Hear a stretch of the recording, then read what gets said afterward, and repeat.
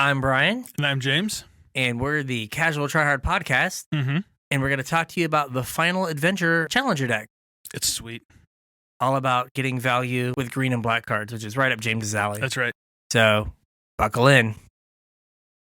Buckle in.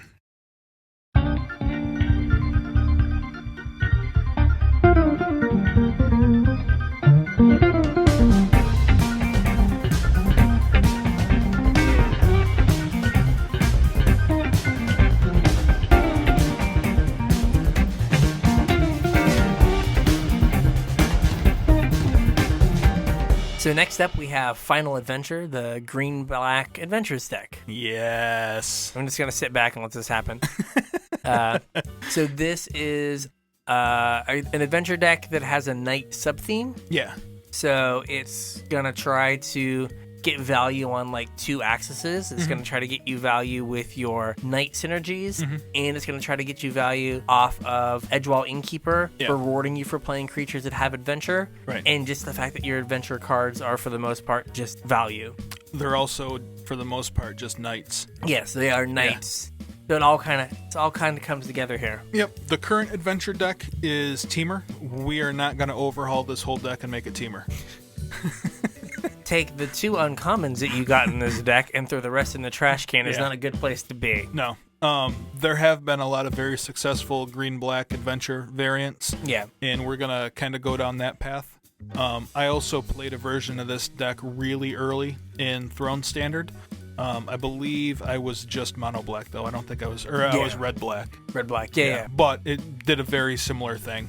There were also kind of two paths we could go down with this deck. They're very similar, so we're going to, I think, kind of lump them together as one.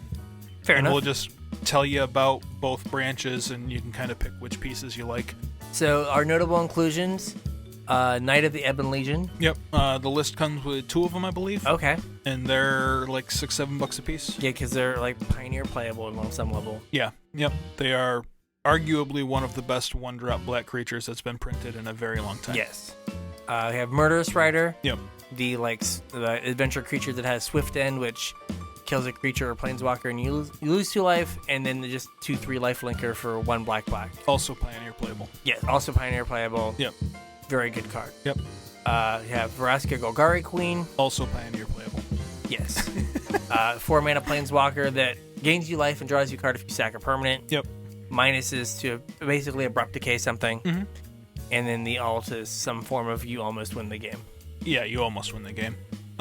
She's a pretty good value engine, and the deck does have some real mild like graveyard synergies, so like the sacrifice part of it's relevant also. Yeah. But a really good card for fighting through either bigger end mid-range matchups or control matchups. Yeah, just lets you get value and stuff. Also contains Castle Lochthwain, the black castle. Pioneer playable. Yeah, you notice a theme going on here? Yeah. Card's great. When you run out of gas in the late game, it refills your hand for you. You're going to gain some incidental life off of some of your creatures that either have lifelink or gain life through their adventure. Yeah. So you have a little bit of extra life to spare, and it really doesn't come at any cost to put it in the deck. It's just basically free. Yeah, you're going to have swamps in play, so it's going to come in untapped. There's really no reason not to play it. And then last, but certainly not least, is Fabled Passage. Yeah, also Pioneer playable. Yeah. The Pioneer Fetch Land. Yep. So card's awesome and like $20. Yeah, it's good. Yep. The kind of the changes that we want to make is throw a bunch of mythics in the deck. Unfortunately, yeah, it's kind of the same thing as the previous deck. Wizards did a really good job of rounding out the deck in general, and really the only thing that they didn't do was optimize some of the heavy hitters. There's kind of 2 different packages you can go with this deck. The first one is like a Rankle Liliana package. Yeah. Rankle and Liliana kind of play together well because the creatures that you're sacrificing, when Rankle connects, you're choosing sacrifice a creature. Yes. And that's going to draw you cards with Liliana, which then you can use to fuel more Liliana and Rankle. While kind of dismantling your opponent's board. And that's going to play a little bit bigger game than the like Questing Beast Vraska package. Yeah. Questing Beast is just trying to get them dead real fast. Yeah, he hits super hard, comes down early. and Vraska's gonna kind of clean up the chaff so he can get through reasonably well. Yeah, like you can play a Vraska, get rid of Bone Crusher Giant, and then like they're not gonna have something to block your questing beast, or a Lovestruck Beast or whatever. Yeah. And then that's gonna clear the way for your questing beast. So if you were gonna go down like the Rankle Liliana path, this kind of leads more into like the Lucky Clover side of it. Some of the best things to Lucky Clover are Order of Midnight. Yeah. Lets you rebuy some of your guys that you've sacrificed with Rankle or Lily. And Smitten Swordmaster, which can just kind of combo kill somebody out of the game. You know, you play some early knights, and then, you know, if you're double or tripling a Smitten Swordmaster, you're going to get him for 10 instead of 5, and you're just, it's game over. Yep. So this side of it is going to lean a little bit away from Edgewall Innkeeper. Yeah. And lean more towards the Lucky Clover package. Yeah. If you want to see an example deck list, we do have both versions built for you. You can check out the links in the description here. Okay. They're built in goldfish, so they're nice and easy and pretty to look at. Okay, real quick, a thing with Lucky Clover and Murderous Rider. If your opponent only has one target, the way that it resolves is the copy that Lucky Clover makes resolves first. Yeah. And then the actual copy of Murderous Swift End then resolves. And if there's no target then, it just fizzles and goes to the graveyard, so you don't even get the creature in adventure. So just make sure that you're cognizant of the fact that you need to make sure you have 2 targets, one for the copy and then one for the spell that you actually want to get the creature off of. Right. Also, super corner case scenario, but it kind of like even if you have 2 targets for it, sometimes it can matter which one you're targeting with which. Like if you have one thing that you really want dead and one thing that you kind of want dead, it might make sense to target the thing that you really want dead with the copy. Yeah. So that if they do something to save it, you would still end up with your Murderous your Murderous Rider on an adventure. Yeah. Yeah. So just be mindful of that. Yep. The other plan, like we said, is Questing Beast Vraska. Questing Beast hits super hard.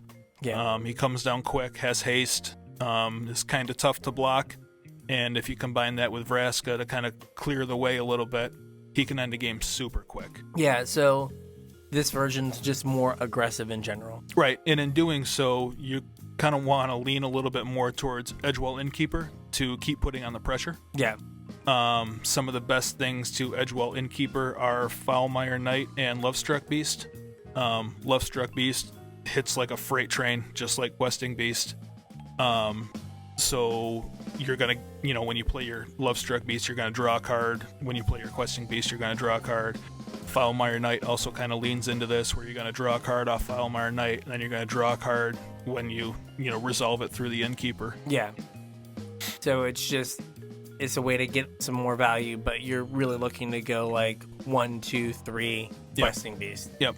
And then this version is going to lean a little bit away from Lucky Clover, and going along with that, probably Order of Midnight also. Yeah. Order of Midnight's really good when you can return 2 things off of your Lucky Clover. It's not really that great if you're only, getting something that might have died, on turn 6 or whatever. And you're trying to go, like I said, you're trying to curve out and use the Edgewall Innkeeper as kind of like sweeper insurance, where you've maybe drawn 2 or 3 cards off of playing your adventure creatures. Right. And now they sweep you on turn 4 with like a Shatter of the Sky, and you're like, okay, fine. I'm at card parity. Right. You can still I can rebuild. Yeah. Yep. I think both of these lists want like 1 more Murderous Rider and 1 more Midnight Reaper. Yeah. So I made that change to both lists. And then Black Lance Paragon is probably the weakest knight of the bunch.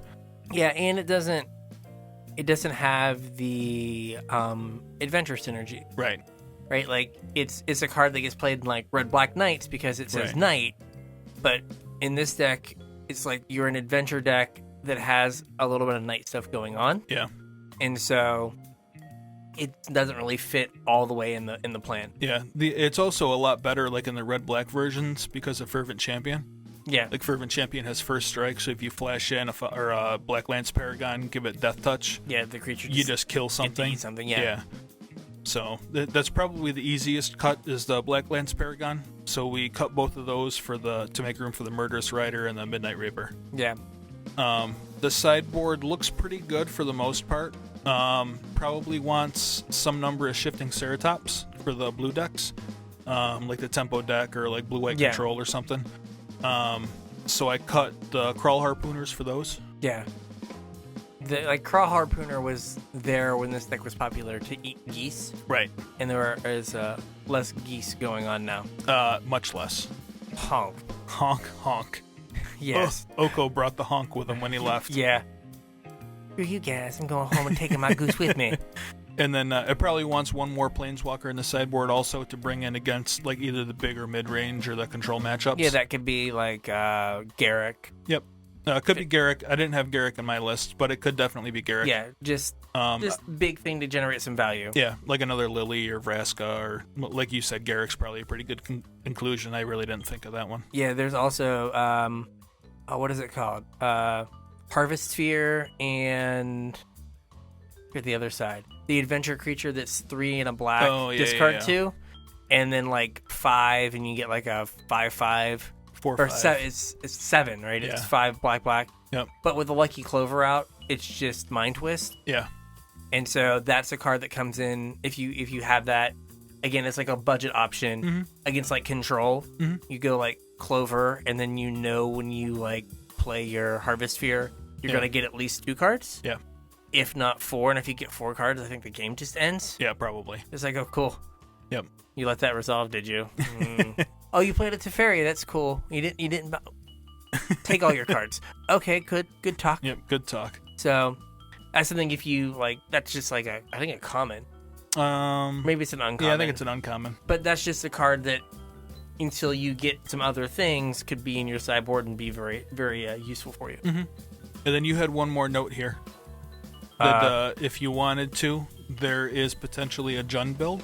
Yes, you could be more Jundy. Yep. Which would require you to get some more dual lands. But again, it's a question of like what you have. Right. Right. If you've opened packed, you might have a Stomping Ground or 2. Blood Crypt. Yeah, and then you could do something where you might go like introduce like Bone Crusher Giant.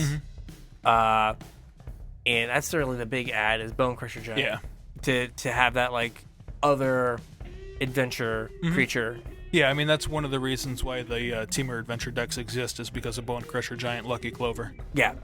When you get to pay 2 mana and deal 6 damage, that's pretty good. Yeah, I've lost a few games to that. Yeah, me too. Thanks for watching Final Adventure. Make sure you check out our other videos for Allied Fires, Cavalcade Charge, and Flash of Ferocity. And if you like this, you can get more of us on Twitter at Casual Tripod. On Facebook at Casual Try Hard MTG. Shoot us an email at show@casualtryhardmtg.com. And if you like the podcast, you can find it on anywhere you normally get a podcast. Yeah. Just look up Casual Try Hard. Yep.